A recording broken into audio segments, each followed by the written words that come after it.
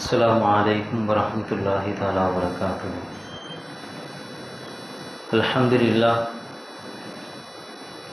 لله الذي كفى والصلاة والسلام على عباده الذين اصطفى ما بعد. فقد قال الله تبارك وتعالى في القرآن المحكم التنزيل: فأعوذ بالله من الشيطان الرجيم بفضل بسم الله الرحمن الرحيم. لقد كان في قصصهم عبرة لأولي الألباب. صدق الله العليم. وقال رسول الله صلى الله عليه وسلم: أصحابي كالنجوم فبأيهم اقتديتم اهتديتم، أو كما قال عليه الصلاة والسلام. سبحانك لا علم لنا إلا ما علمتنا إنك أنت العليم الحكيم. رب اشرح لي صدري ويسر لي أمري واحلل عقدة من لساني يفقهوا قولي. اللهم صل على سيدنا محمد وعلى آل سيدنا محمد وبارك وسلم عليه. அல்ஹம்துலில்லாஹ். அல்லாஹ்வினுடைய மிக பெரும் கிருபையினால் உன்னதமான ரமலான் மாதத்தினுடைய தராவீஹ் தொழுகையை நிறைவு செய்துவிட்டு நாம் எல்லாம் அமர்ந்திருக்கிறோம். அல்லாஹு தஆலா இந்த நாளில் தரக்கூடிய அனைத்து விதமான வாக்கியங்களுக்கும் சொந்தக்காரர்களாக நம் அனைவரையும் ஆக்கியர்கள் புரிவானாக. ஆமீன். நாம் இந்த ரமலானில் செய்யக்கூடிய நல்ல அமல்கள் அனைத்தையும் அல்லாஹு தஆலா பரிபூர்ணமான முறையிலே கபூல் செய்து கொள்வானாக. ஆமீன்.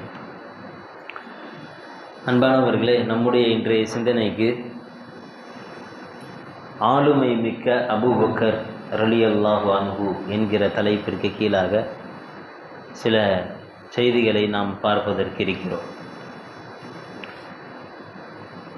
நேற்றைய தினத்திலே இறுதி நபியின் இறுதி நாட்கள் என்கிற தலைப்பிற்கு கீழாகவும், அதற்கு முந்தைய நாளில் மன்னர் நபியின் மாணவி வாழ்க்கை என்கிற தலைப்பிற்கு கீழாகவும் சில செய்திகளை பார்த்தோம். அதிலிருந்து ஒரு 3 கேள்விகளை மட்டும் முன்வைத்துவிட்டு அடுத்தது நாம் இன்றைய தலைப்பிற்கு உள்ளாக சென்று கொள்ளலாம். அருமை பெருமானார் ஸல்லல்லாஹு அலைஹி வஸல்லம் அவர்கள் மக்காவிலிருந்து மதினாவிற்கு ஹிஜ்ரத் பயணம் அபூபக்கர் சித்திக் ரலியல்லாஹு தஆலா அவர்களோடு மேற்கொள்ளும் பொழுது அவர்களுக்கு பயண வழிகாட்டியாக வந்த நபருடைய பெயர் என்ன? பயண வழிகாட்டியாக ஒருத்தவரை காசு கொடுத்து செலக்ட் பண்ணியிருந்திருப்பாங்க. அவங்க யார்?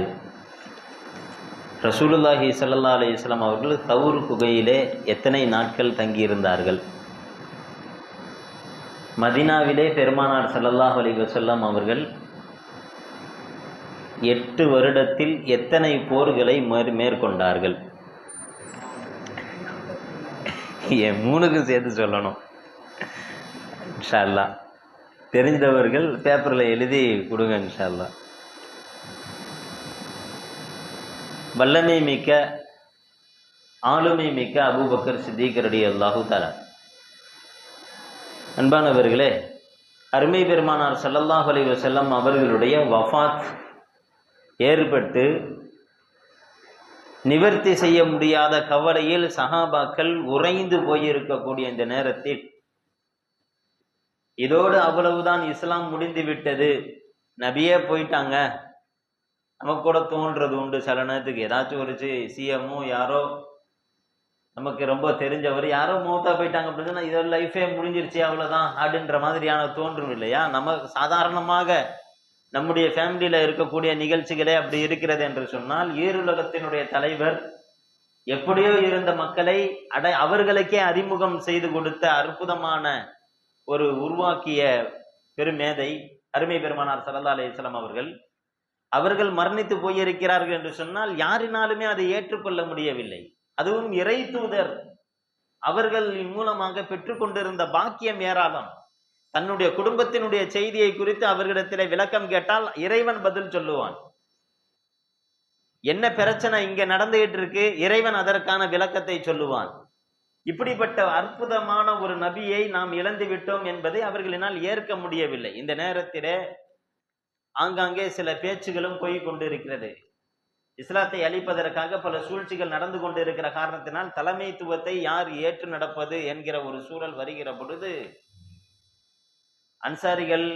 அன்சாரிகளா முஹாஜிரின்களா என்கிற கருத்து வேறுபாடுகள் எல்லாம் சின்ன சின்னதாக ஆங்காங்கே நிகழ்ந்து கொண்டிருக்கிறது.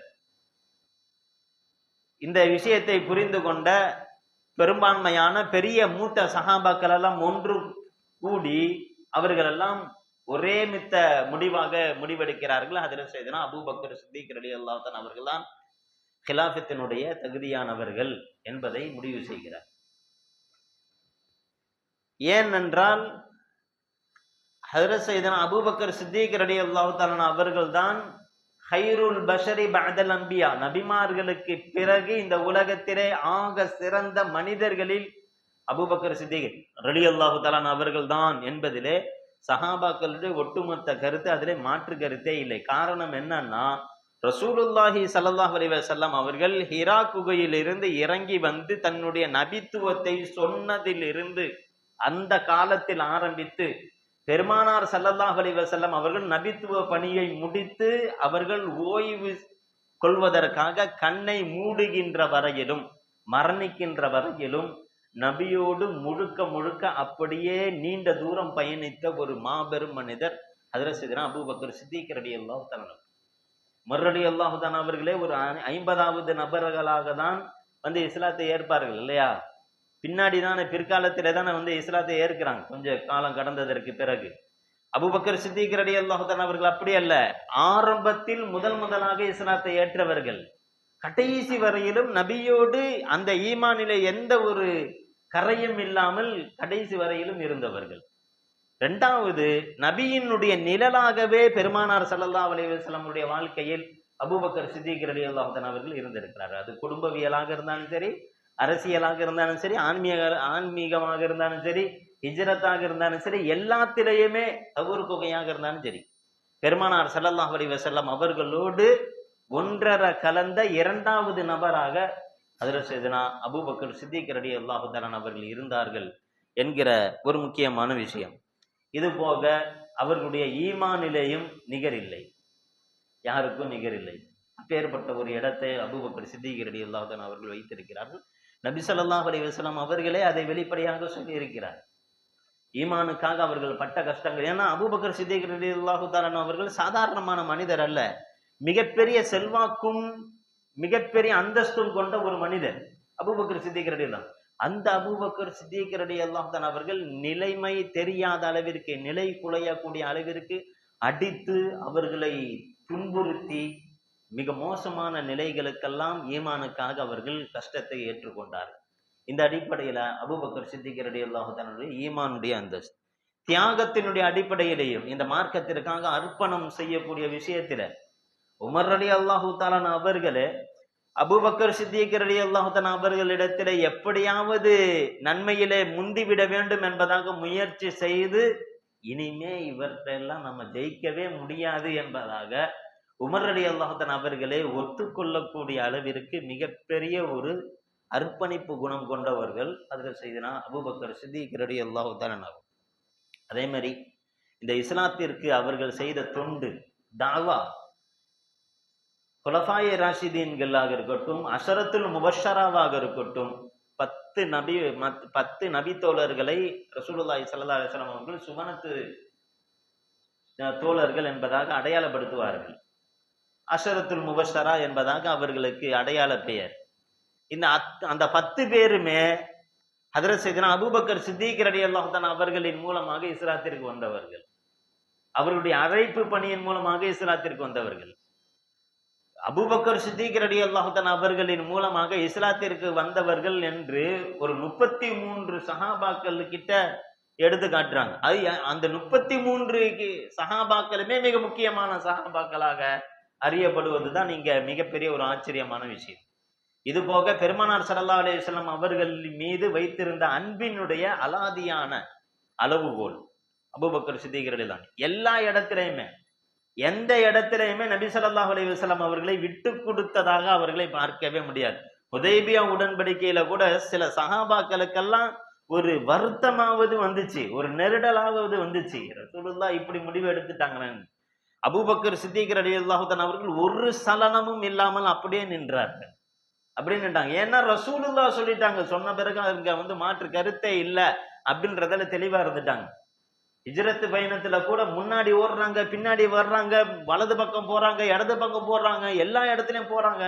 ரசூலுல்லாஹி ஸல்லல்லாஹு அலைஹி வஸல்லம் ஏன் இப்படி செய்யறீங்கன்னு கேட்கும்போது அபூபக்கர் சித்திக் ரலியல்லாஹு தஆலா அவர்கள் எங்கிருந்தாவது ஏதேனும் ஒரு எதிரி உங்களை அம்பால் எரிந்து விடுவானோ என்கிற பயம் எனக்கு இருக்கிறது யா ரசூலுல்லாஹ், என்னுடைய உயிர் போனால் பரவாயில்லை, உங்களுக்கு ஏதேனும் ஆகிவிடுமோ என்கிற பயம் எனக்கு இருக்கிறது என்பதாக அபூபக்கர் சித்திக் ரலியல்லாஹு தஆலா அவர்கள் அழுதார். தவுர் குகையில போய் கூட எல்லா பொந்தையும் ரசூலுல்லாஹி ஸல்லல்லாஹு அலைஹி வஸல்லம் அவர்கள் எதுவும் ஆயிரக்கூடாதுன்றதுக்காக எல்லா பூச்சி பொட்டு இல்லாத எல்லாத்தையும் கிளீன் பண்ணி எல்லாத்தையும் அடைச்சிட்டு தன்னுடைய பாதத்தை, தன்னுடைய உயிர் போனாலும் பரவாயில்ல, ரசூலுல்லாவுக்கு எந்த ஒரு இடையூறு வந்துடக்கூடாதுன்னு சொல்லிதான் தன்னுடைய பாதத்தை அந்த பாம்பு ஒளிந்திருக்கக்கூடிய ஓட்டையிலே அவர்கள் அடைத்தார்கள். இப்பேற்பட்ட ஒரு நேசம் அபூபக்கர் சித்திக் ரலியல்லாஹு தஆலா அவர்கள். மதீனாவுக்கு போயிட்டாங்கல்ல, அபு அய்யூபுல் அன்சாரி ரலியல்லாஹு தஆலாவுடைய வீட்டுல போய் ஒட்டகம் உட்கார்ந்துச்சுல, உட்கார்ந்தத பிறகு ரசூலுல்லாஹி ஸல்லல்லாஹு அலைஹி வஸல்லம் அபு அய்யூபுல் அன்சாரி ரலியல்லாஹு தஆலா அவங்க வீட்டுல போய் இருந்தாங்க. ரசூலுல்லாஹி ஸல்லல்லாஹு அலைஹி வஸல்லம் இருந்தாங்க, கூட தானே வந்தாங்க அபூபக்கர் ரலியல்லாஹு அன்ஹு. அவங்க எங்க இருந்தாங்க? அவங்களுடைய வரலாறு தெரியல. அவங்க எங்க இருந்தாங்க? அதுவரையே ரசூலுல்லாவோட பயணிச்சவங்க. அபு அய்யூபுல் அன்சாரி ரலியல்லாஹு அன்ஹுக்கு ரசூலுல்லாஹ்க்கு வீடு கிடைச்சிருச்சு, ரசூலுல்லாஹ் போய் தங்கிட்டாங்க, நைட்டு ஸ்டே பண்ணிட்டாங்க. அபூபக்கர் ரலியல்லாஹு எங்க இருந்தாங்க? அபூபக்கர் ரலியல்லாஹு அன்ஹுக்கு இன்னொரு சகோதரருடைய வீட்டை முடிவு செய்து கொடுத்திருந்தார்கள். ரசூலுல்லாஹி ஸல்லல்லாஹு அலைஹி வஸல்லம் அவர்கள் காலையிலே எழுந்திருத்து குளிரிலே வீட்டு அந்த வெளியிலே வருகின்ற பொழுது காலில ஏதோ ஒண்ணு தட்டுப்படுது. என்னன்னு பார்த்தாக்க ஒரு சின்ன பிள்ளையை போன்று வாசலிலே சுருண்டு படுத்திருக்கிறார்கள். அபூபக்கர் சித்திக் ரலியல்லாஹு, யா ரசூலுல்லாஹ், தவுர் குகையிலே உங்களோடே இருந்து விட்டு இப்பொழுது நீங்கள் இல்லாமல் என்னால் இருக்க முடியவில்லை என்பதாக ஒரு சின்ன பிள்ளை சொல்ற மாதிரி அபூபக்கர் சித்திக் ரலியல்லாஹு தஆலா அவர்கள் சொல்றாருன்னா, அபூபக்கர் சித்திக் ரலியல்லாஹு தஆலா அவர்கள் எந்த அளவிற்கு நபியை நேசிக்கக்கூடியவர்களாக இருந்தார்கள் அப்படின்றத நம்ம பார்க்கணும். ரசூலுல்லாவுக்கும் இவங்களுக்கும் கிட்டத்தட்ட ஒரு 1.5 வயசு கிட்ட தான் டிஃபரெண்ட். இளையவர் அபூபக்கர் சித்திக் ரலியல்லாஹு தஆலாவுக்கு இளையவங்க, ரசூலுல்லாஹி ஸல்லல்லாஹு அலைஹி வஸல்லம் மூத்தவங்க. ஆனா என்னன்னா பார்த்தா எப்படி இருக்கும்னா, அபூபக்கர் சித்திக் ரலியல்லாஹு அன்ஹு எல்லா தாடியுமே நரைச்சு போயிருக்கும். ரசூலுல்லாஹி ஸல்லல்லாஹு அலைஹி வஸல்லம் அவங்களுக்கு நரைமுடியை எண்ணி விடலாம். அப்படிப்பட்ட நிலை. மதீனாவுக்கு வரும்போதே ஆப்போசிட்டா விளங்கிக்கிட்டாங்க. அபூபக்கர் ரலியல்லாஹு அன்ஹு நபின்னு விளங்கிக்கிட்டாங்க. மக்கள் பார்த்தது இல்ல, இவங்க தான் நபி. கூட இருக்கக்கூடிய அசிஸ்டன்ட் யாரு? ரசூலுல்லாஹ்வை நினைச்சிட்டாங்க. இப்ப இத புரிஞ்சுக்கிட்டு அபூபக்கர் ரலியல்லாஹு அன்ஹு என்ன செய்யறாங்கன்னா, ரசூலுல்லாஹி ஸல்லல்லாஹு அலைஹி வஸல்லம் அவர்களுக்கு குடை பிடிப்பதை போன்று தன் மீது இருக்கக்கூடிய துண்டை எடுத்து அந்த வெயில் படாத மாதிரி பிடிக்கிறாங்க. இப்ப பிடிச்சா தெரிஞ்சிடும்ல யாரு அசிஸ்டன்ட்னு சொல்லி. இப்ப சஹாபாக்கள் எல்லாருமே புரிஞ்சுக்கிட்டாங்க யார் நபி என்பதாக. அப்படி இருக்கும் அபூபக்கர் சித்திக் ரலியல்லாஹு தஆலாவுடைய தோற்றம். ஹைர், இப்படி நாம அறிமுகம் ஆகியிருக்கக்கூடிய அபூபக்கர் சித்திக் ரலியல்லாஹு தஆலாவுடைய விஷயத்துல சஹாபாக்கள் ஏன் அபூபக்கர் ரலியல்லாஹு தஆலா தான் இருக்கிறாங்கன்றதுல டிக்ளேர் பண்ணிட வேண்டியதானே. ஏன்னா ஒரு சில சஹாபாக்கள் மாற்று கருத்தும் சொன்னார்கள். அபூபக்கர் ரலியல்லாஹு அன்ஹு இல்லாம வேறொரு சஹாபாக்களை தேர்வு செஞ்சாங்க. அன்சாரி சஹாபாக்களை சில பேர் தேர்வு செஞ்சாங்க. இந்த சஹாபி இருந்துக்கலாமா அப்படின்னு சொல்லி தேர்வு செஞ்சாங்க. ஏன் தேர்வு செஞ்சாங்கன்னா, அப்போ உள்ள சுச்சுவேஷன் அப்படி. எப்பொழுது இஸ்லாத்தை அழிக்க வேண்டும் என்ற ஒரு வெறியோடு காத்து கொண்டிருந்தவர்களுக்கெல்லாம் பெருமானார் ஸல்லல்லாஹு அலைஹி வஸல்லமுடைய இறப்பு செய்தி என்பது மிகப்பெரிய ஒரு சோபனமாக அவர்களுக்கு தெரிந்தது. இப்ப நாம கிளம்பி போய் மதீனாவை மொத்தமா க்ளோஸ் பண்ணிடுவோம் அப்படின்னு சொல்லி நினைச்சுக்கிட்டு இருக்கிறாங்க. அப்படின்னு ஏன்னா ரசூலுல்லாஹி ஸல்லல்லாஹு அலைஹி வஸல்லம் இறுதி காலகட்டத்திலேயே நிறைய பேரு தன்னை நபி என்பதாக வாதிடக்கூடியவர்கள் உருவாகிட்டாங்க. ஃபத்ஹே மக்கால பார்த்தாங்க, ரசூலுல்லாஹ்க்கு இவ்வளவு பெரிய கூட்டம் கூடுது, இது மாதிரி நமக்கும் கூட்டுனா என்ன அப்படின்னு சொல்லிட்டு ஆட்சி ஆசையில நிறைய பேர் தன்னையும் நபி என்பதாக சொல்லி பொய் நபிகள் உருவாக ஆரம்பிச்சுட்டாங்க. நிறைய நெருக்கடிகள்லாம் வந்துச்சு. முசைலமான்றவன் ரசூலுல்லாவுக்கே அக்ரிமெண்ட் போட்டு லெட்டர் போட்டான், நீங்களும் நபி, எனக்கும் அதே மாதிரி நானும் நபி, நம்ம 2 பேர், நீங்க கொஞ்சம் பாதி நிலத்தை வச்சுங்க, நான் கொஞ்சம் பாதி நிலத்தை வச்சுக்கிறேன், நமக்கு 2 பேருக்கு மத்தியில சண்டை வேணான்ற மாதிரி. ரசூலுல்லாஹி ஸல்லல்லாஹு அலைஹி வஸல்லம் அல்லாஹ்விற்கு மட்டும்தான் இந்த உலகத்துல எல்லாத்துக்குமே அதிகாரம் இருக்குது அப்படின்ற எல்லா விஷயத்தையும் சொல்லியும் அவன் திருந்தல. இப்படிப்பட்ட இந்த நிலையில ஒரு பரபரப்பான சூழல், இந்த சமுதாயத்தை கொண்டு போக வேண்டிய நிர்பந்தமான ஒரு சூழல். இந்த நேரத்துல ஒரு கொஞ்சம் போல்டாக இருக்கக்கூடிய, கடினமாக இருக்கக்கூடிய ஒரு நபர் ஆட்சிக்கு வந்தால்தான் பொருத்தமாக இருக்கும். அபூபக்கர் ரலியல்லாஹு அன்ஹு அவர்கள் மிகவும் மென்மையானவர்கள், சாந்தமானவர்கள் என்பதாக நாம எப்படி நினைச்சுக்கிட்டு இருக்கிறோமோ அப்படி சஹாபாக்கள் நினைச்சுக்கிட்டு இருந்தாங்க. நாமளும் அப்படிதான் பெரும்பாலும் நினைச்சுக்கிட்டு இருக்கோம். அபூபக்கர் சித்திக் ரலியல்லாஹு அன்ஹு அப்படின்னு சொன்னாலேயே ரொம்ப சாஃப்டான குணங்க, ரொம்ப பாவங்க அவரு அப்படின்ற மாதிரி. ஏன்னா அந்த வரலாறு ரசூலுல்லாஹி ஸல்லல்லாஹு அலைஹி வஸல்லம் அவர்கள் வரையிலும் உண்டான ஒரு பக்கத்தை மட்டும்தான் நாம பார்க்கிறோம் பெரும்பாலும். அதற்கு அடுத்ததாக இருக்கக்கூடிய அபூபக்கர் சித்திக் ரலியல்லாஹு தஆலா அவருடைய ஆச்சரியமான பக்கங்களை நாம் பார்ப்பது இல்லை. எனவேதான் நாம இந்த தலைப்பிற்கு உள்ளாக வருகிறோம். ஆளுமை மிக்க அபூபக்கர் சித்திக் ரலியல்லாஹு தஆலா. அபூபக்கர் சித்திக் ரலியல்லாஹு அன்ஹு கிலாஃபத்துக்கு வரான். வந்தோனையே தன்னுடைய மக்களை அழைத்து சொல்கிறார்கள், யா அய்யுஹன்னாஸ் கத் உல்லீது அலைக்கும் வலஸ்து பிகைரிக்கும். எனக்கு பொறுப்பு சாட்டப்பட்டு இருக்கிறது. இதை நான் எதிர்பார்க்கவும் இல்லை, ஒரு காலமும் நான் இதை விரும்பவும் இல்லை. நான் உங்களை விட மிக சிறந்தவனும் இல்லை. இருந்தாலும் எனக்கு பொறுப்பு கொடுக்கப்பட்டு இருக்கிறது. ஃபஇன் ரஅய்துமூனி அலா ஹக்கின் ஃபஅயினூனி. நான் ஏதேனும் சத்தியமான விஷயத்தின் மீது செயல்பட்டு கொண்டிருந்தேன் என்றால் எனக்கு நீங்கள் உறுதி கொடுங்கள், எனக்கு ஒத்தாசையாக இருங்கள். வஇன் ரஅய்துமூனி அலா பாத்திலின் ஃபஸத்திதுனி. என்னை ஏதேனும் பாத்திலான வழிகேட்டிலே அல்லது தவறான விஷயத்திலே நான் செயல்படுவதாக நீங்கள் கண்டீர்கள் என்றால் உடனடியாக நீங்கள் என்னை சீர் செய்து விடுங்கள் என்பதாக அபூபக்கர் சித்திக் ரலியல்லாஹு தஆலா அன்ஹு தன்னுடைய ஆட்சி பிரமாணத்தின் பொழுது சொன்ன வார்த்தை. இப்ப அபூபக்கர் சித்திக் ரலியல்லாஹு வந்துட்டாங்க. வந்தோன்னே அடுத்த கட்டம் என்ன? ரோம் தேசத்திற்கு படையெடுப்பதற்காக உசாமா ரலியல்லாஹு தஆலா அவருடைய அணியை அனுப்பி விடுவது என்பதாக முடிவு சொல்கிறார். எல்லா சஹாபாக்களும் ஆச்சரியப்படுறாங்க. ஏன்னா ரோம தேசத்திற்காக படையெடுப்பதுன்றது சாதாரணமான விஷயம் இல்லை. அதுலேயும் உசாமா ரலியல்லாஹு தஆலா அன்ஹு அப்படின்றது 18 வயது கொண்ட ஒரு வாலிபர். உசாமா ரலியல்லாஹு 18 வயசு. இதை யாரு தேர்வு செஞ்சா? இந்த படையை யார் தேர்வு செஞ்சான்னா ரசூலுல்லாஹி ஸல்லல்லாஹு அலைஹி வஸல்லம் தேர்வு செஞ்சிருந்தாங்க. ரசூலுல்லாஹ் மௌத்தா போறதுக்கு ஒரு 2 நாள் முன்னாடி உசாமா ரலியல்லாஹு தஆலா கூப்பிட்டு இது மாதிரி படைக்கு போகணும், 700 பேரை கூட்டிட்டு நீங்க போங்க, ரோம போய் வெற்றி கொள்ளுங்க என்பதாக சொல்லியிருந்தாங்க. உசாமா ரலியல்லாஹு அந்த ரெடியா இருந்தாங்க. கிளம்பி போற நேரத்துல ரசூலுல்லாஹ்க்கு ரொம்ப உடம்பு சரியில்லை. அந்த படை அப்படியே தேக்கத்துல ஆயிருச்சு. இப்ப ரசூலுல்லாஹ் வஃபாத்து. இப்ப அபூபக்கர் சித்திக் ரலியல்லாஹு தஆலா ரசூலுல்லாஹி ஸல்லல்லாஹு அலைஹி வஸல்லம் அவர்களை அடக்கம் செய்ததற்கு பிறகு உசாமா ரலியல்லாஹு தஆலா அவருடைய படையை கிளம்ப சொல்கிறார். சஹாபாக்கள் எல்லாம் 2 விஷயத்தை முன்வைக்கிறார். இந்த நேரத்துல இது தேவையா? ஒண்ணு, ஏன்னா நம்மை அடிப்பதற்காக மதினாவை நோக்கி படையெடுப்பதற்காக எதிரிகள் காத்து கொண்டிருக்கக்கூடிய இந்த நேரத்துல நாம இங்கேருந்து 700 பேரை வெளியாக்கிட்டோம்னா பலவீனமாயிருவோமா அப்படின்ற ஒரு இதை கேட்கிறான். இதை கேட்கிறது யாருன்றதுதான் ஆச்சரியம். இந்த கேள்வியை யாரு கேட்கிறான்னா ஹஜ்ரத் சையதுனா உமர் ரலியல்லாஹு தஆலா அவர்கள் கேட்கிறார்கள். யார் இடத்துல? அபூபக்கர் சித்திக் ரலியல்லாஹு. அபூபக்கர் ரலியல்லாஹு தஆலா அவர்கள் சொன்னார்கள், ஜாஹிலியா காலத்திலே வீரர் என்று அறியப்பட்ட உமரா இப்பொழுது கோலையை போன்று கேட்பது இந்த கேள்வியை. 700 பேர் இல்ல, எவ்வளவு பேர் போனாலும் பரவாயில்ல. ரசூலுல்லாஹி ஸல்லல்லாஹு அலைஹி வஸல்லம் எடுத்த முடிவு, வரவன் வரான்னா வரத நம்ம என்னன்னு பாத்துரலாம் என்பதாக அபூபக்கர் சித்திக் ரலியல்லாஹு தஆலா அவருடைய பதில் அப்படியே ஆப்போசிட்டா இருக்குல்ல. உமர் ரலியல்லாஹு அன்ஹு சொல்ற பதில் மாதிரி இருக்கு. அங்க கேட்கறது அபூபக்கர் சித்திக் ரலியல்லாஹு அன்ஹு கேட்கிற கேள்வி மாதிரி இருக்கு. அபூபக்கர் சித்திக் ரலியல்லாஹு அன்ஹு பதில் யார்? உமர் ரலியல்லாஹு தஆலா அவருடைய நெஞ்சை தட்டி அபூபக்கர் சித்திக் ரலியல்லாஹு தஆலா அவங்க சொல்றாங்க. ரெண்டாவது, சரி 18 வயசு தான் உசாமாவுக்கு, அவருக்கு கீழே நிறைய சஹாபாக்களுக்கு இருக்கிறாங்க. ஏன் உமர் ரலியல்லாஹு தஆலா அவங்க கீழே போக வேண்டியது? பெரும் பெரும் சஹாபாக்கள்லாம் இருக்கிறாங்க.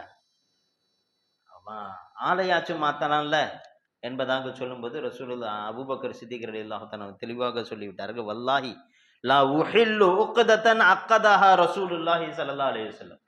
பெருமானார் ஸல்லல்லாஹு அலைஹி வஸல்லம் அவர்கள் ஒரு வடிவத்திலே ஒரு விஷயத்தை முடிவெடுத்ததற்கு பிறகு அதில் எந்த ஒரு மாற்றத்தையும் இந்த அபூபக்கர் அல்லாஹ்வின் மீது சத்தியமாக செய்யவே மாட்டான், நான் செய்ய மாட்டேன் என்பதை அபூபக்கர் சித்திக் ரலியல்லாஹு தஆலா அவர்கள் தெளிவாக சொல்லிடுறான்.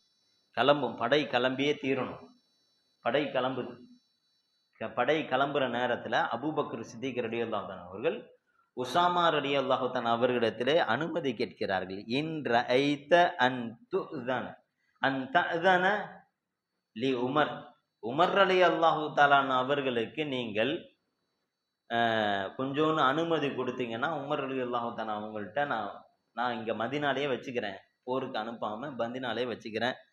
ஃபஅஸ்தஷீருஹு வஅஸ்தஈனு பிஹி, ஏன்னா நான் அவங்கள்ட்ட கொஞ்சம் ஆலோசனை பெற்றுக்கொள்ளுவேன், ஏதாச்சும் ஒரு உதவினாலும் நாங்க 2 பேர் ஒத்தாசையா இருந்துக்குவோம். ஏன்னா யாருமே இல்ல, ஒரு நெருக்கடியான இது. ரசூலுல்லாஹ்வினுடைய அந்த கடைசி வேலைகள் எல்லாம் முடிஞ்சுட்டு இப்படி நின்றுட்டு இருக்கு.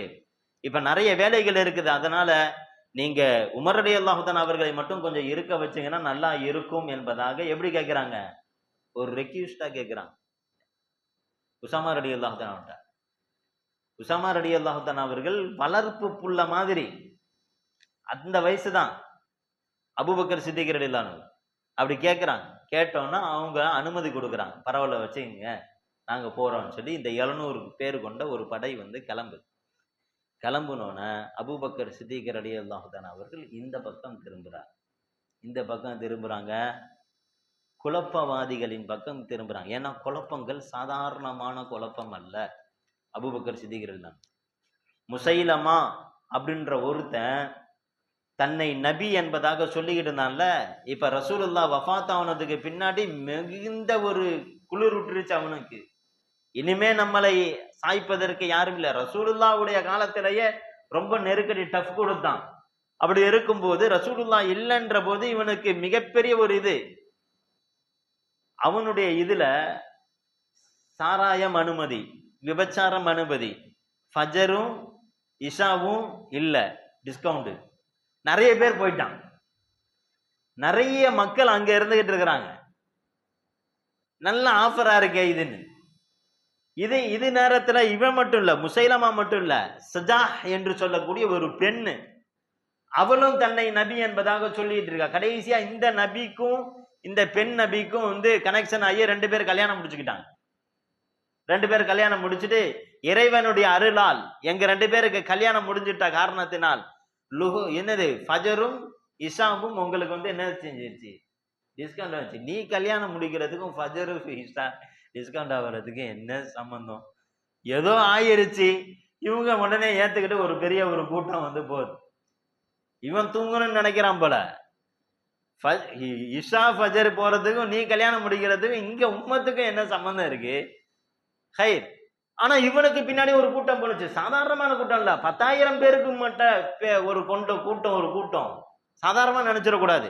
அதே மாதிரி துலைஹா என்று சொல்லக்கூடிய ஒருத்தன், அவன் என்னன்னு சொன்னான்னா, சஜிதா செய்யறது ரொம்ப சிரமமா இருக்கு, சஜிதாவுக்கு டிஸ்கவுண்ட். இது மாதிரி நிறைய விஷயங்கள், நிறைய ஆஃபரை போடுறான். இப்படி ஆஃபர் போட்டு எல்லாமே கூப்பிடுறான். இதுக்கு பின்னாடி ஒரு கூட்டம் போகுதுன்னா பெரும்பாலும் இனவாரியாக போகிறார். நான் ஏற்கனவே சொல்லியிருக்கேன், இந்த அரபிகளுக்கெல்லாம் வந்து குலத்தின் மீது ஒரு இது இருக்கு.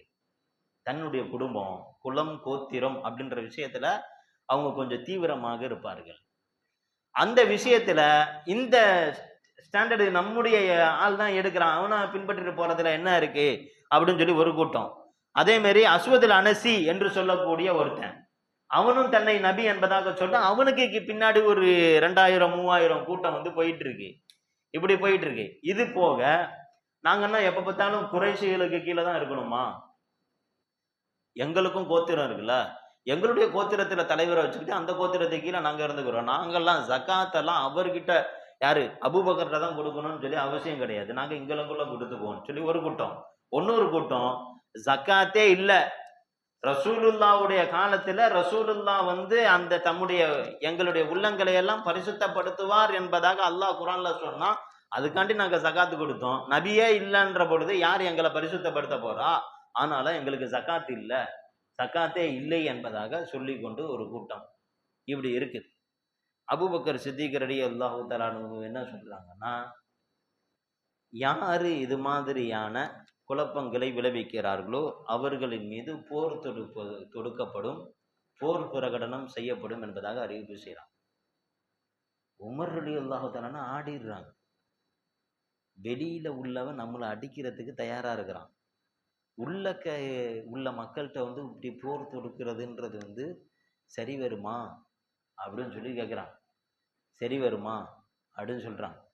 உமர் ரலியல்லாஹு தஆலா அவர்கள் ஒரு பார்வை பார்க்குறாங்க. அபூபக்கர் சித்திக் ஒரு பார்வை பார்த்துட்டு ஒரே ஒரு வார்த்தை தான், அயன்குசுத்தீனு வான ஹய்யுன், நான் உயிரோடு இருக்கின்ற வரையிலும், இந்த அபூபக்கர் உயிரோடு இருக்கின்ற வரையிலும் இந்த தீனில் ஒரே ஒரு கீறல் ஏற்பட்டு விடும் என்பதாக நீங்கள் நினைக்கிறீர்களா? ஒரு கீறல் விட மாட்டேன். ஒரு குறைவு ஏற்படுவதை நான் அனுமதிக்க மாட்டேன். மன் ஃபர்ரக பைன ஸலாத்தி வ ஸகாத், யாரு தொழுகை மற்றும் ஜகாத்திற்கு மத்தியிலே பிரிவினை ஏற்படுத்துகிறானோ அவன் மீது கண்டிப்பாக போர் தொடுக்கப்படும். வலவு மனஉ வஃபாக்கல் நாகத்தி, அவன் ஒட்டகத்திற்கான ஜகாத் இல்ல, ஒட்டகத்தினுடைய கடிவாளத்திற்கு கொடுக்க வேண்டிய ஜகாத்து 500 ரூபா இருக்கும், இல்லாட்டி 200 ரூபா இருக்கும். ஒட்டகத்தினுடைய கடிவாளத்திற்கு கொடுக்கக்கூடிய ஜகாத்தை கொடுப்பதற்கு ஒருவன் தயங்கினாலும் அவன் மீதும் போர் தொடுக்கப்படும் என்பதாக அபூபக்கர் சித்திக் ரலியல்லாஹு தஆலா அவர்கள் பேரறிவிப்பு செய்கிறார். அறிவிப்பு செஞ்சிட்டாங்க. ஹஜ்ரத் சையதுனா அலி ரலியல்லாஹு தஆலா அவர்களை கூப்பிடுகிறார்கள், தல்ஹா ரலியல்லாஹு தஆலா அவர்களை கூப்பிடுகிறார்கள், சுபைர் ரலியல்லாஹு தஆலா அவர்களை கூப்பிடுறாங்க, இப்னு மசூத் ரலியல்லாஹு தஆலா அவர்களை கூப்பிடுறாங்க. ஆக சிறந்த தலைவர்கள். அது சையதுனா அலி ரலியல்லாஹு தஆலா அவருடைய சிறப்பை பற்றி சொல்லவே தேவையில்லை, அவருடைய வீரத்தை குறித்து பேசவே தேவையில்லை. அவர் அலி ரலியல்லாஹு தஆலா அவர்களை சொல்கிறார்கள், நீங்கள் தான் இந்த மதீனாவை பாதுகாக்க வேண்டும், மதீனாவினுடைய எல்லைப்புற பொறுப்பாளர்களாக உங்களை நியமிக்கிறேன் அப்படின்னு சொல்லி இந்த 4 பேருக்கு எல்லைப்புறத்தினுடைய பாதுகாப்பை வைக்கிறாங்க. ஏன்னா எப்ப அந்த எதிரிகளுடைய தாக்குதல் இருக்குன்றது தெரியாது. ஏன்னா எல்லாமே ஒன்று சேர்ந்துட்டாங்க. இந்த நபி என்பதாக சொல்லிக்கிட்டு இருந்தாங்களே இவனும் சரி, ஜகாத்து கொடுக்கணும், ஜகாத்து ஏன் கொடுக்கணும் அப்படின்ற நினைக்கிறாங்களே இவனும் எல்லாம் ஒன்று சேர்ந்துட்டு நம்மலாம் சேர்ந்து மொத்தமா போய் என்னன்னு சொல்லி அபூபக்கரை ஒரு நசுக்கிட்டோம்னா அதுக்கப்புறம் என்ன, நீ உன் பகுதியில நீ நபியா இருந்துக்கும், என் பகுதியில் நான் நபியா இருந்தேன்னா அப்படியே போயிடலாம் அப்படின்ற மாதிரியான ஒரு கான்செப்ட். இந்த நிலையில ஒரு பெரிய ஒரு படையை திரட்டி கொண்டு ஒரு கூட்டம் வருகிறது. தகவல் அபூபக்கர் சித்திக் ரலியல்லாஹு தஆலா அவங்கள்ட்ட போறோம். அபூபக்கர் சித்திக் ரலியல்லாஹு தஆலா அவர்கள் சொல்லிட்டாங்க, நான் வர வரையிலும் நீங்கள் அந்த இடத்தை விட்டு வர வேண்டாம் என்பதாக சொல்றாங்க. இங்க இருக்கக்கூடியவங்க எல்லாம் என்ன சொல்றாங்கன்னா, நீங்க ஏன் போறீங்க, இங்க இருக்கக்கூடிய மக்களை அனுப்பிவிடுங்க, நீங்க ஹலீஃபா, நீங்க போய் போர்ல போய் உங்களுக்கு ஏதாச்சும் ஆயிருச்சுன்னா உம்மத்துக்கு ஏதாச்சும் பரதிவப்பு ஏற்படும்ல, அதனால நீங்க போக கூடாது, வேற யாராச்சும் தான் அனுப்பணும் என்பதாக சொல்ல அபூபக்கர் சித்திக் ரலியல்லாஹு தஆலா அவர்கள் நான் களத்திற்கு சென்றே தீருவேன் என்பதாக அங்க களத்துக்கு போறாங்க. போனா போர் நடக்குது. மிக சிறப்பான முறையில அற்புதமான திட்டத்தோடு நடந்து கொண்டு இருக்குது. முஸ்லிம்களுடைய மிகப்பெரிய ஒரு வெற்றி நடக்கக்கூடிய நேரத்துல, கிடைக்கக்கூடிய நேரத்துல அந்த வந்திருக்கக்கூடிய அயோக்கியர்கள் ஒரு தந்திரத்தை மேற்கொண்டார்கள். என்ன தந்திரம் அப்படின்னு சொன்னா, ஒட்டகத்தினுடைய அந்த என்ன சொல்றது தண்ணீர் துருத்தி இருக்கு இல்லையா, அந்த இது இருக்குல்ல இறப்பையுடைய இது, அந்த இதுல காற்றுகளை நிரப்பிய இதை போட்டு விட்டாங்க, உருட்டி உருட்டி போட்டாங்க. பார்த்தாக்க பலூன் மாதிரி இருக்கும். அது ஒரு தூரத்துல பார்க்க ஒரு பாறை உருண்டு வர மாதிரி இருக்கும். இதை பார்த்தோன்னே என்ன ஆச்சுன்னா ஒட்டகங்கள் பயப்பட ஆரம்பிச்சிருச்சு. ஒட்டகங்கள் பயப்பட ஆரம்பிச்சிருச்சு. அது கால்கள் எல்லாம் அதுல படும்போது அது என்னவோ ஏதோ நினைச்சிட்டு அந்த ஒட்டகங்கள் எல்லாம் வந்த திசையில திரும்பி ஓட ஆரம்பிச்சிருச்சு மதீனாவின் பக்கம். மிகப்பெரிய ஒரு பின்னடைவாயிருச்சு இஸ்லாமியர்களுக்கு. இவங்க ஒரு ஒரு வெற்றி அடைந்து விட்ட ஒரு சந்தோஷத்துல அந்த இடத்துல உட்கார்ந்துட்டு இருக்காங்க. பலவீனப்பட்டுட்டாங்க முஸ்லிம்கள். இப்ப முஸ்லிம்கள் என்ன செஞ்சிடலாம், இன்று இரவோட, இன்னைக்கு இரவு ஆயிருச்சு, நாளைக்கு காலையில மொத்தமா அடையாளம் இல்லாமல் அழிச்சிடலாம், அதோட நபியினுடைய இருப்பிடத்தையும் என்னன்றத பார்த்துருவோம் அப்படின்ற நிலையில இவங்க உட்கார்ந்துட்டு இருக்காங்க ரெடியா. எல்லாரும் கலக்கத்துல இருக்கும்போது அபூபக்கர் சித்திக் ரலியல்லாஹு எதுவுமே கலங்க தேவையில்லை, எல்லாம் சாப்பிட்டுட்டு கொஞ்சம் ரெஸ்ட் எடுங்கன்றான். என்ன அமீருல் மோமின், ஒன்றும் இல்லை, நீங்க சாப்பிட்டு ரெஸ்ட் எடுங்க, நான் சொல்லுவேன் ஒரு நேரத்துல, நீ ஆனா தயாரான நிலையில இருக்கணும், நான் சொல்ற நேரத்துல பட்டுன்னு போய் நீங்க நம்ம போய் தாக்கணும் அப்படின்னு சொல்லிட்டு அபூபக்கர் சித்திக் ரலியல்லாஹு இருக்கிறாங்க. பார்த்தா இஷாவாயிட்டு அப்படி இதாகுது. கடைசியில ஒரு மணி 2 மணி கிட்ட சொல்றாங்க, இப்ப எந்திரிங்க, இப்ப கிளம்புங்க, தஹஜ்ஜுடைய நேரத்துல இப்ப கிளம்புங்க. எல்லாரும் கேட்கறாங்க, என்ன இப்ப இந்த நேரத்திலயா போறது, என்ன அலி ரலியல்லாஹு தஆலா சொல்றாங்க, அமீருல் முஃமினீன் சொல்லிட்டாங்க, மறு பேச்சே இல்லை, எல்லாரும் கிளம்புங்க. எல்லாரும் கிளம்பியாச்சு. போறான், எல்லாம் மது குடிச்சிட்டு இது பண்ணிட்டு சாப்பிட்டுட்டு எல்லாம் அப்படியே உட்கார்ந்துட்டு இருக்கான். எல்லாத்துக்கும் செம்ம அடி. அடிச்ச அடியில எல்லாம் தலை திரிக்க ஓடுறான். ஒரு இது இல்லாமல், அடையாளம் இல்லாமல் அத்தனையும் அப்படியே அமுக்கியாச்சு. இவெல்லாம் இன்னும் சொல்ல போனா முஸ்லீம்கள்லாம் பலவீனமா இருக்கிறாங்கன்னு சொல்லிட்டு இருக்கிற அங்கங்க இருந்தாங்கல்ல, வராம இருந்தாங்கல்ல அந்த போருக்கு, வராம இருந்தவனும் வந்து விருந்துல வந்து கலந்துக்கிட்டான். வந்து கலந்துட்டு நைட் வந்து இருக்கிறான். வந்தா இரவோடு இரவாக போய் அடிச்ச அடி எவனுமே அடையாளம் இல்லாமல் ஆயிட்டான். அபூபக்கர் சித்திக் ரலியல்லாஹு வந்துட்டான். முடிஞ்சிருச்சு, முஸ்லீம்களுடைய வெற்றி முடிஞ்சிருச்சு. இப்ப அபூபக்கர் சித்திக் ரலியல்லாஹு தஆலா சொல்றாங்க, அடுத்தது தனித்தனியாக எங்கெங்க இருக்கிறாங்களோ, இப்ப மொத்தமா வந்த கூட்டம் இது போக எல்லாம் வந்து தனித்தனியா இருப்பான்ல, அந்தந்த தலைவர்கள்லாம் இருப்பான்ல, அந்தந்த தலைவர்களை போய் போடுறது. எவன் என்னென்ன சொல்லிட்டு இருந்தான், நீ நபியா ரசூலா என்ன பார்த்துருவோம் அப்படின்ற இதுல அபூபக்கர் சித்திக் ரலியல்லாஹு அன்ஹு அவர்கள் 11 படைகளை தயார் செய்கிறார். 11 படை, 11 படையை ஒவ்வொரு வாரியாக அந்த 11 அப்பனா 11 என்னது பொய்யர்கள் இருந்தார்கள் அப்படின்னு சொல்லி தெரியுது. இஸ்லாத்திற்கு எதிரான 11 பேரை டார்கெட் பண்ணி 11 படையை தயார் செய்கிறார்கள். அதுல முக்கியமா நம்ம பாத்தீங்கன்னா முசைலமா, ரசூலுல்லாவுடைய காலத்திலேயே மிகப்பெரிய ஒரு சிம்ம சொப்பனமாக இருந்த முசைலமாவை அழிக்கிறதுக்காண்டி, இவன் தான் மிக மோசமான ஆளு, இவன் கிட்ட போவே முடியாது. இவனுக்கு இக்ரிமா ரலியல்லாஹு தஆலா அவர்களை அனுப்புறான். இக்ரிமா யாரு? அபூ ஜஹலுடைய மகன் இக்ரிமா ரலியல்லாஹு. இவங்க இஸ்லாத்துக்கு வந்ததனுடைய ஒரு அற்புதமான செய்தி. அடுத்தது அஸ்வதுல் அனீஸ் என்றவனுக்கு வந்து ஜுபைர் ரலியல்லாஹு தஆலா அவர்களை அனுப்புறான் படையாக. அடுத்தது துலைஹா என்று சொல்லக்கூடியவனுக்கு தொலைச்சு காட்டுறதுக்கு ஹாலிது பின் வலீத் ரலியல்லாஹு தஆலா அவர்களை அனுப்புறாங்க. ஹாலிது பின் வலீத் ரலியல்லாஹு போனாங்க, விஷயத்தை முடிச்சாங்க, வந்துகிட்டே இருந்தாங்க. அங்க ஜுபைர் ரலியல்லாஹுக்கு வேலை முடிஞ்சிருச்சு. ஆனா அங்க யார் இருக்கா? முசைலமாவுடைய இடத்துல இக்ரிமா மல்லு கட்டுறாங்க, முடியவே இல்லை. இப்ப ஹாலிது பின் வலீத் ரலியல்லாஹு தஆலா உங்களுக்கு தகவல் வருது, அபூபக்கர் சித்திக் ரலியல்லாஹு சொல்றாங்க, உங்களுடைய ரூட்டை அப்படியே அங்கிட்டு மாத்துங்க, எங்க முசைலமா கிட்ட போங்க அப்படின்னு சொல்லி முசைலமாட்ட போவ. அதே மாதிரி சாபித் இப்னு கைஸ் என்று திரும்பவும் 100 படை இங்கிருந்து மதீனால இருந்து அன்சாரி சஹாபி சாபித் இப்னு கைஸ் இந்தியாவிற்கு வந்து இருக்கிறாங்க. இந்தியாவுக்கு வந்து காயல் பட்டணத்துல ஒரு மஸ்ஜிதையே கட்டி இருக்கிறாங்க. சாபித் இப்னு கைஸ் ரலியல்லாஹு தஆலா அவர்கள் அங்க அவர்கள் அன்சாரிகளுடைய ஒரு படையை எடுத்துக்கிட்டு போறாங்க. சயீத் இப்னு கத்தாப், உமர் இப்னு கத்தாப் ரலியல்லாஹு தஆலா அவருடைய சகோதரர் சயீத் இப்னு கத்தாப், இவங்க வந்து முஹாஜிர்கள் இருந்து ஒரு படையை எடுத்துக்கிட்டு எங்க போறாங்க? இக்ரிமா ரலியல்லாஹு தஆலா அவங்களுக்கு ஹெல்ப் பண்றதுக்கு போறாங்க. போய் அவனை போய் மல்லு கட்டுறாங்க, அவன் கிட்ட நெருங்கவே முடியல. ஹாலிது பின் வலீத் ரலியல்லாஹு தஆலா அவர்களே ஒரு கட்டத்துல திணறாங்க. அப்படிப்பட்ட ஒரு பயங்கரமான இடத்துல வந்து அவன் இருக்கிறான். இந்த நேரத்துலதான் அங்க ஒருத்தர் வர, யாரு? வஹ்ஷி ரலியல்லாஹு தஆலா. யார் வஹ்ஷி? ரசூலுல்லாஹி ஸல்லல்லாஹு அலைஹி வஸல்லம் உடைய சிறிய தந்தை ஹம்சா ரலியல்லாஹு தஆலா அவர்களை கொன்ற ஒரு வஹ்ஷி, உஹது யுத்தத்துல கொன்றிருப்பார். அந்த கொன்ற காரணத்தினால ரசூலுல்லாஹி ஸல்லல்லாஹு அலைஹி வஸல்லம் அவங்கள்ட்ட வந்து இஸ்லாத்துக்கு வந்ததுக்கு பிறகும் கூட வந்து முசாபா செய்யும்போது, நீங்க தானே வஹ்ஷின்னு கேட்பாங்க. ஆமா, ரசூலுல்லா எல்லாத்தையுமே மன்னிச்சுட்டாங்க.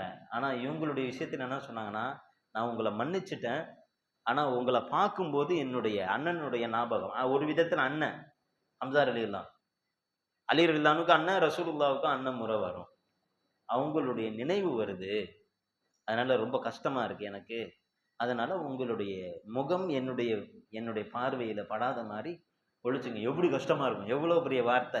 ரசூலுல்லாஹ் வந்து இதுக்காண்டி தான் சொல்றாங்க, நல்லதுக்காண்டி தான் சொல்றாங்க.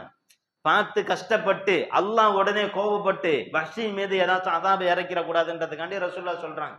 வஹ்ஷி ரலியல்லாஹு தஆலா சொல்றாங்க, பின்னாடி கூட ஒரு கவிதை பாடுவாங்க, எனக்கு அவரோடு இணைந்திருப்பதற்கு ஆசையாக இருக்கிறது, ஆனால் என்னுடைய நேசத்திற்குரியவர் என்னை விட்டு பிரிந்திருக்க வேண்டும் என்பதாக விரும்பிய காரணத்தினால் அந்த பிரிவையே என்னுடைய ஹபீபிற்குரியதாக இருக்கிற காரணத்தினால் நான் அதை எடுத்துக்கொண்டேன்.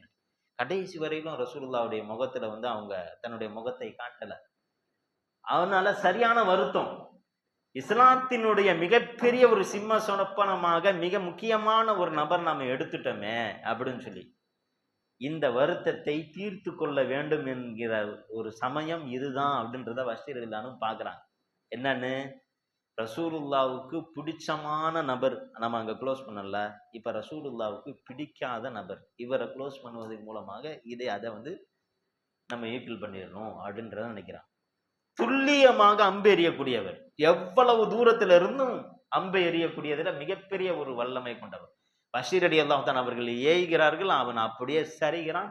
அதோடு அவனுடைய கதைகள் முடிகிறது. ஹாலித் பின் வலீத் ரலியல்லாஹு தான் வெற்றி கொள்கிறாங்க. அந்த படைகளை எல்லாத்தையும் இது பண்ணி நிறைய பேர் சிறையில் சிறைப்படுறாங்க. தன்னுடைய தப்பை உணர்ந்து கொள்கிறார்கள். அவர்களும் இஸ்லாத்திற்கு வருகிறார்கள். இது வந்ததுக்கு பிறகு இந்த இதுல நிறைய சஹாபாக்கள் வஃபாத். ஆனால் தான் அபூபக்கர் ரலியல்லாஹு தஆலா அன்ஹு, உமர் ரலியல்லாஹு தஆலாவுடைய ஆலோசனை பெயரிலே குர்ஆன் எல்லாமே சஹாபாக்கள்கிட்ட ஆங்காங்கே எழுதி வைக்கப்பட்டிருக்கு. ஒரு ரஃப்ல மொத்தமாக யார்ட்டையுமே இல்லை. எல்லாரும் ஹாஃபில் தான். எல்லாம் ஹாஃபிலா இருக்கிற காரணத்தினால அவங்களுக்கு மற்றதை பத்தி அவங்க யோசிக்கல. அதனால உமர் ரலியல்லாஹு தஆலா சொல்றாங்க, இப்ப நம்ம எல்லாமே ஹாஃபிலா இருக்கிறோம், எல்லாமே கரெக்டா குர்ஆன் ஓதுறோம், அப்படி இல்லை. பின்னாடி வரக்கூடிய மக்கள் அப்படி இல்லைல்ல. அதனால இருக்கக்கூடிய எல்லா குரானையும் ஒன்றிணைத்து மொத்தமா வச்சு இது பண்ணிருங்க. ரெண்டாவது, காலம் போயிருச்சு அப்படின்னு சொன்னா இல்லாத ஒண்ணெல்லாம் இதுவும் குரான் தான், இதுவும் குரான் தான் சொல்ல ஆரம்பிச்சிருவாங்க.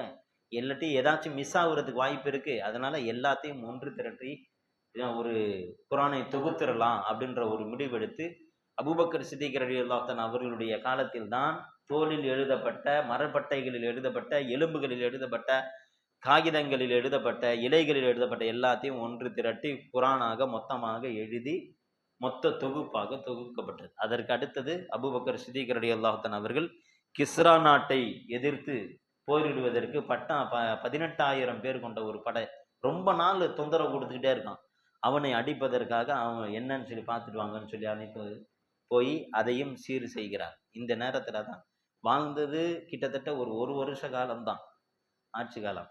இதுல அத்தனை, அதாவது ரசூலுல்லாவுடைய காலத்துல என்னென்ன பிரச்சனைகள் இருந்துச்சோ, ரசூலுல்லாஹி ஸல்லல்லாஹு அலைஹி வஸல்லம் காலத்துக்கு பிறகு என்னென்ன ஃபித்னாக்கள் கிளம்பிச்சோ அத்தனை ஃபித்னாக்களுக்கையும் ஈடு கட்டினார்கள். எல்லாத்தையும் அதை நிவர்த்தி செய்தார்கள். எல்லாத்தையும் சரி செஞ்சுட்டு அபூபக்கர் சித்திக் ரலியல்லாஹு தஆலா அவர்கள் ரசூலுல்லாஹி ஸல்லல்லாஹு அலைஹி வஸல்லம் எப்படி 63வது வயதிலே வஃபாத்தானார்களோ அதே மாதிரி அபூபக்கர் சித்திக் ரலியல்லாஹு தஆலா அவர்களும் 63வது வயதில் அதே மாதிரியே திங்கள் கிழமை, ரசூலுல்லாஹும் திங்கக்கிழமை, அபூபக்கர் சித்திக் ரலியல்லாஹு தஆலா அவர்களும் அதே திங்கள் கிழமை அவர்கள் வஃபாத் ஆகுறாங்க. வஃபாத் ஆகுறதுக்கு முன்னாடியே தன்னுடைய மனைவி மக்கள் எல்லா இடத்துலையும் கூப்பிட்டு என்னென்ன விஷயங்கள் சொல்லணுமோ எல்லா விஷயங்களையும் சொல்லிட்டு, தன்னுடைய அஸ்மா ரலியல்லாஹு தஆலா அவங்களுக்கு என்னென்ன பொருள் இருக்கு, சொத்து இருக்கு, இவங்களுக்கு என்ன இது எல்லாத்தையும் பங்குகளை எல்லாத்தையும் சொல்லிட்டு, அதை யார் யாருக்கு என்னென்ன காசுகள் கொடுக்க வேண்டியது இருக்கு அதையும் சொல்லிட்டு, என்னை பழைய துணியில் என்ன செய்யுங்கள், கஃபன் செய்யுங்கள். ஏனென்றால்